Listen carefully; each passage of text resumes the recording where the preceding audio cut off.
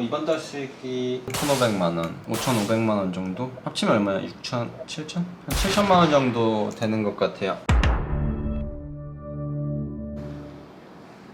네, 안녕하세요.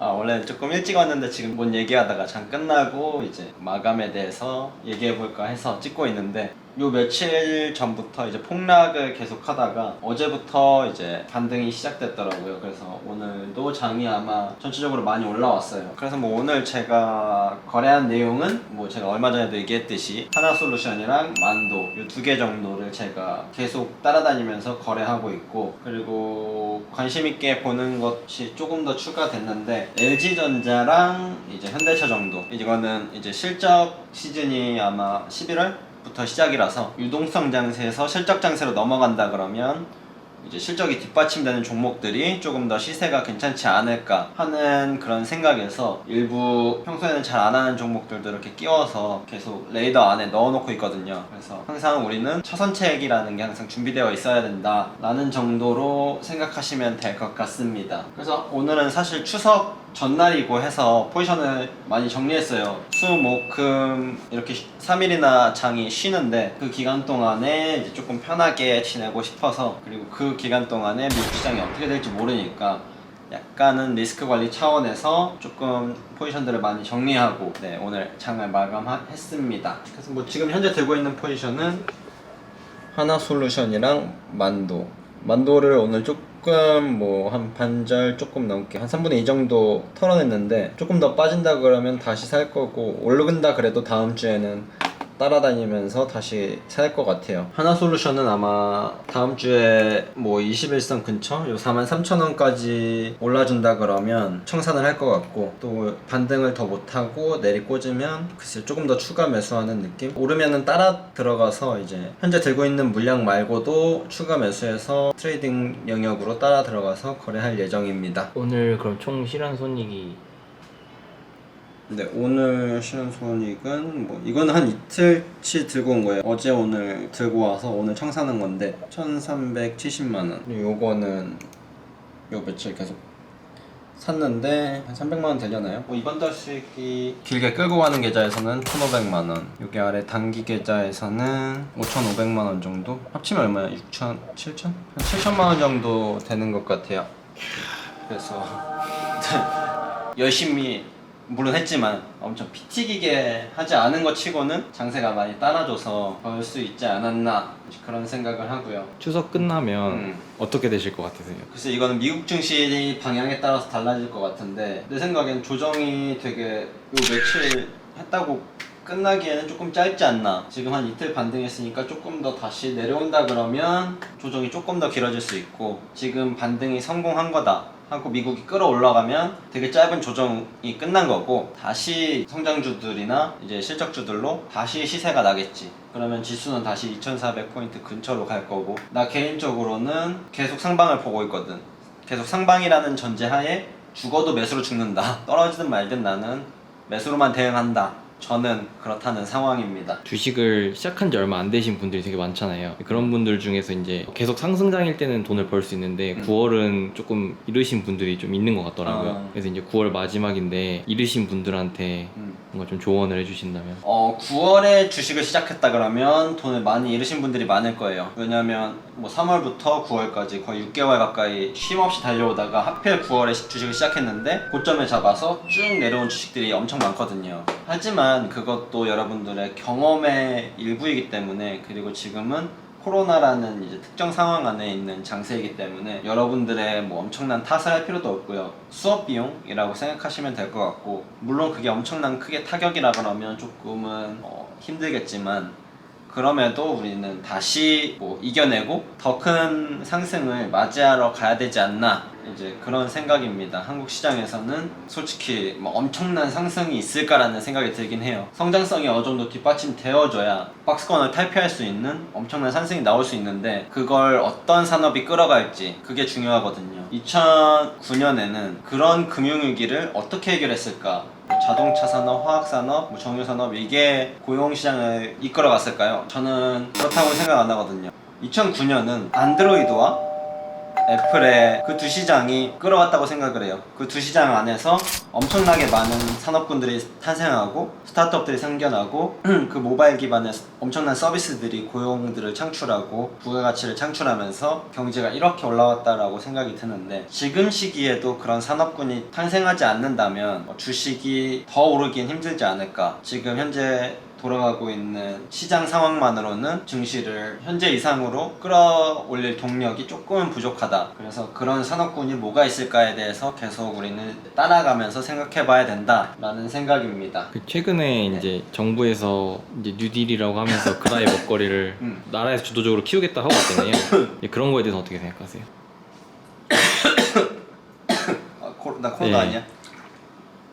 맞는 방향이라고 생각을 해요. 정부에서도 그 그린 뉴딜이라는 프로젝트를 시작하고 그걸로 인해서 고용을 개선하고 다른 가치들을 창출해야 되는 걸 본인들이 제일 잘 알고 있기 때문에 그렇게 지원하고 이제 스타트업들한테 돈을 뿌리기 시작하는 건데, 뭐 그게 뭐 신재생 에너지가 됐든 뭐 AI 관련 사업이 됐든 테크놀로지 사업이 됐든 이렇게 큰 축의 사업들한테 돈을 주는 거는 맞다고 생각이 들어요. 근데 이게 돈을 주는 것에서 끝나는 게 아니라 이 사업들이 커지려면 굉장히 많은 법 규정들이 이제 바뀌어야 된다고 생각이 들거든요. 그래야 100개 중에 뭐 90개는 뭐 좀비 기업이 될 수도 있죠. 근데 그 중에서는 뭐 하나의 유니콘 기업이 탄생할 수도 있는 거고, 그 하나의 유니콘 기업이 엄청나게 많은 사람들을 생활할 수 있게 도와주는 기업이 될 수도 있는 거고요. 그래서 그런 그린 뉴딜이라는 그런 프로젝트는 국가라면, 정부라면 반드시 계속 진행해야 되는 사업인 것 같아요. 뭐 그런 사업 방안에 대해서는 굉장히 좋다고 생각을 합니다. 나라에 근데 이렇게 해먹는 사람들이 많아서 그렇지. 그런 그린뉴딜 관련 주식들이 어떤 테마주처럼 단기적으로만 시세를 주는 게 아니라 장기적으로도 좀 실적이 진짜 향상되고 올라갈 거라 생각하세요? 그 중에는 분명히 옥석을 가려야겠지만 그 중에 어떤 기업은 정말 커지는 기업이 되겠죠. 근데 대부분의 기업은 이 테마주로 엮인 그 주가를 다시는 회복할 수 없는 상황이 많이 될 거라는 생각을 합니다.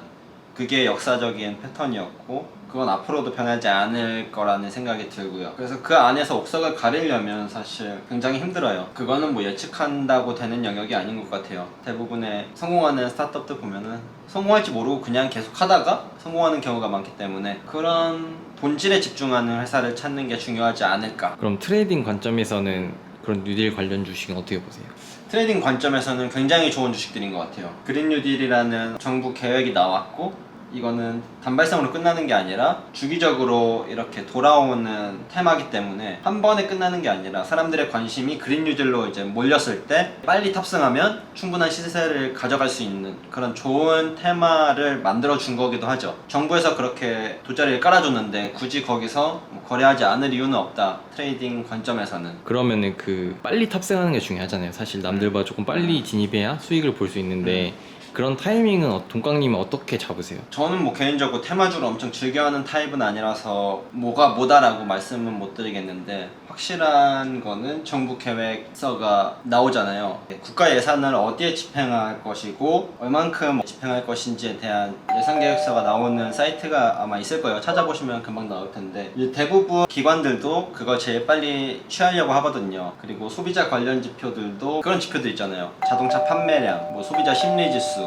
근데 그거 나오는 날짜가 그 주식들이 크게 움직이는 날이거든요. 근데 개인들은 그걸 잘 몰라요. 그건 하루 종일 그걸 붙잡고 있어야 되니까. 그래서 트레이딩 영역이라고 하면 그런 정보들을 계속 새로 고침하는 수밖에 없어요. 그래서 그거는 사실 조금 미리 알긴 어렵다. 대충 시세가 나고 나서 들어가도 꽤 시세 연속성이 있기 때문에 그 단기간에는 꽤 괜찮은 시세를 가질 수 있으니까 그때는 같이 시세에 참여하는 게 좋다라고 말씀드릴 수 있겠네요. 그리고 뭐 다음 주에는 아마 그 요즘 시장의 화두죠. 뭐 카카오 게임즈의 뒤를 잇는 이제 뭐 빅히트 엔터테인먼트의 상장이 예정되어 있는데 10월 뭐 6일 7일부터 뭐 청약 받아서 15일에 이제 상장이 되는 걸로 알고 있는데, 상장가가 나왔죠. 지금 나온 걸로는 대충 4조 9천억? 거의 5조 가까이 되는 금액으로 상장이 돼요. 참고로 SM 엔터테인먼트의 시가총액은 8천억이에요. 그 둘의 영업이익이 시가총액처럼 5배가 차이 나냐 6배가 차이 나냐 라고 한다 그러면 그렇지 않아요. SM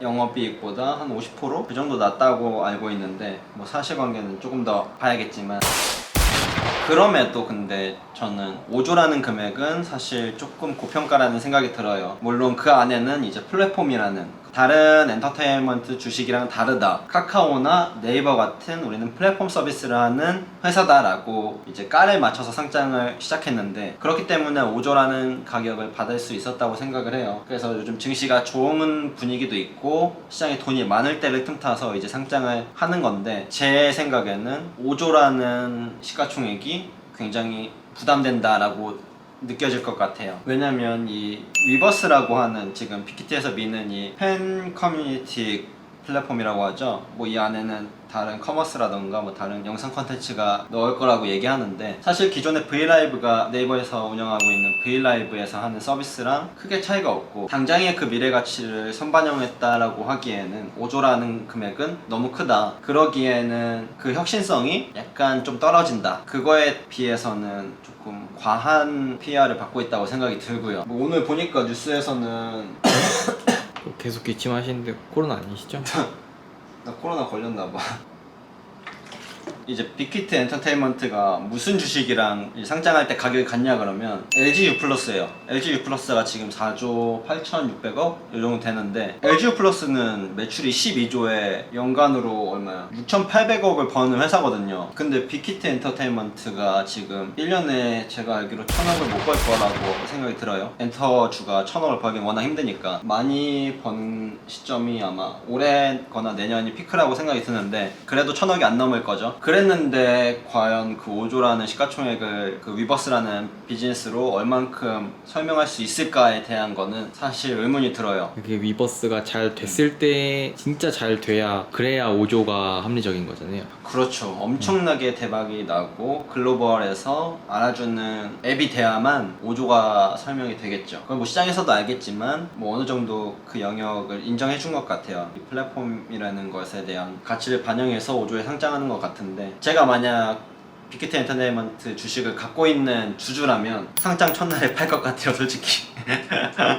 일단은 팔고 보자. 뭐 10조가 될 수도 있고 뭐 50조가 될 수도 있죠. 근데 그거는 너무 막 현실적이지 않은 얘기니까, 현실적으로 봤을 때 만약 제가 공모주를 뭐 한 100억 넣어서 한 100주 받았어요. 그러면 첫날 던지고 나는 수익 보고 나오겠다, 약간 그런 느낌? 그래서 여러분들이 많이 궁금해 하실 텐데, 얼만큼 엔터주에 그 가치를 둘 것인가, 그리고 엔터주가 가진 특성은 무엇일까에 대한 생각도 해보셨으면 좋겠습니다. 그럼 마지막으로 네. 그 빅히트가 상장하면서 그 엔터 주식에 대해서 전체적으로 사람들이 좀 관심을 갖게 되면서 뭐 YG라든지 SM 주식이 같이 올라갈 수도 있을까요? 근데 지금 빅히트가 잡은 포지션은 이 엔터주랑 확실히 선을 그었기 때문에, 우리의 경쟁사는 네이버 카카오다라고 선을 그었기 때문에 본인들은 엔터주랑 사실 별개다라고, 자기네 IT 기업이다라고 주장하고 있는 상황이잖아요. 그래서 사실 기존의 엔터주들이 따라올 거라고는 생각이 안 들고, 아마 빅히트 엔터테인먼트의 지분을 갖고 있는 다른 주식들이 상장 일정에 맞춰서 약간 출렁거리겠죠. 상장 당일날 되면 뭐 같이 많이 빠질 가능성도 있고요. 그래서 그런 가능성들을 염두에 두고 거래해야 된다. 그리고 초보 투자자분들은 절대 이 주식에 건들면 안 된다 라고 할 수 있겠습니다. 왜냐면 기대 수익이 너무 적어요. 우리가 어떤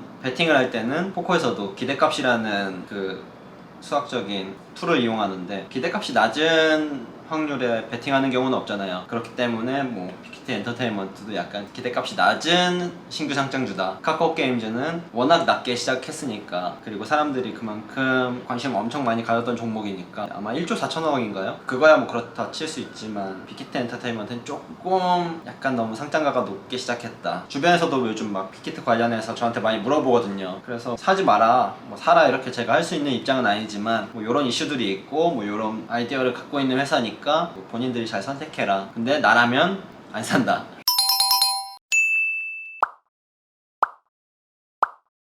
그럼 오늘 뭐 좀 길게 찍었는데, 내일부터 추석인데 뭐 잘 지내시고요. 추석 잘 보내시고 연휴 푹 쉬시고, 또 10월 달에는 새로운 장세가 열릴 거니까 그때를 위해서 주말 동안 또 잘 이렇게 공부해 보시고 그러시면 좋을 것 같습니다. 그러면 다음 주에 뵐게요. 안녕.